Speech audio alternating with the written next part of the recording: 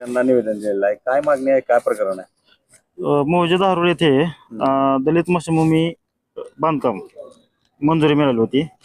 तरी मातंग समाजांनी काल धरणे आंदोलन करून त्या बांधकामाला त्या विकास कामाला स्थगिती दिली. स्थगिती कशामुळे दिली ही ज्या विचारण्यासाठी आम्ही सर्व बौद्ध समाज आम्ही इथं आलो होतो.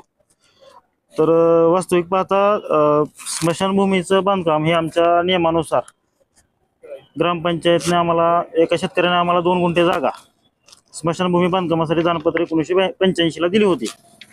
पण मातंग समाजाचं त्याच एरियामध्ये अतिक्रमण आहे 1995च्या नंतरनं. अगोदर स्मशानभूमी आहे. काल ओरले आणि त्यांच्या धरणे आंदोलनाचा सारांश घेऊन BDO साहेबांनी स्थगिती दिली अचानक. आम्हाला काहीच माहीत नव्हतं. आज आम्ही समाजाच्या वतीनं कलेक्टर साहेबांना भेटलो आता किंवा पूर्ण समाजाच्या वतीनं की बाबा स्थगिती देण्याच्या मागचं कारण काय. जसे आमची कागदपत्र आहेत तसे त्यांची कागदपत्रे घ्या, निश्चय करा आणि लवकरात लवकर स्थगिती उठवा. जर स्थगिती नाही उठवली तर आम्ही धरणे आंदोलनाचा इशारा आता निवेदनानुसार कलेक्टर ऑफिसला दिलेला आहे.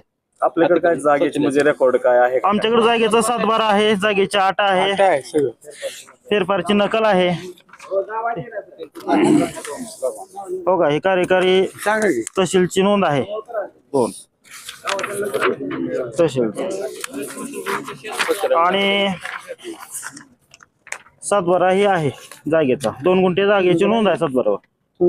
आणि स्मशानभूमीच्या साईडला नागनाथ कांबळे या ग्रहस्थाने अतिक्रमण केलेलं आहे.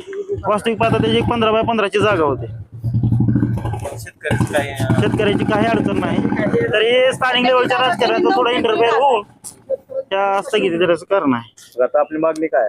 लवकरात लवकर स्थगिती उठवून विकास कामाला अडथळा न निर्माण करता स्थगिती उठवून विकास काम लवकरात लवकर करावं आणि ते गावाचं जे सभोवतालाचं जे अतिक्रमण आहे ते तात्काळ उठवावं.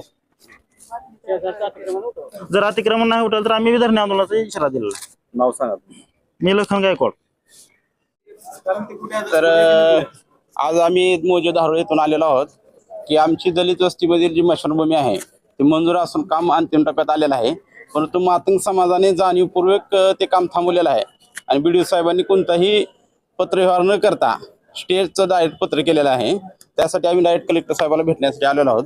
आणि विशेष म्हणजे आमची महिलांची शौचालय तिथं बांधकाम झालेलं आहे स्मशानभूमीच्या साईडला.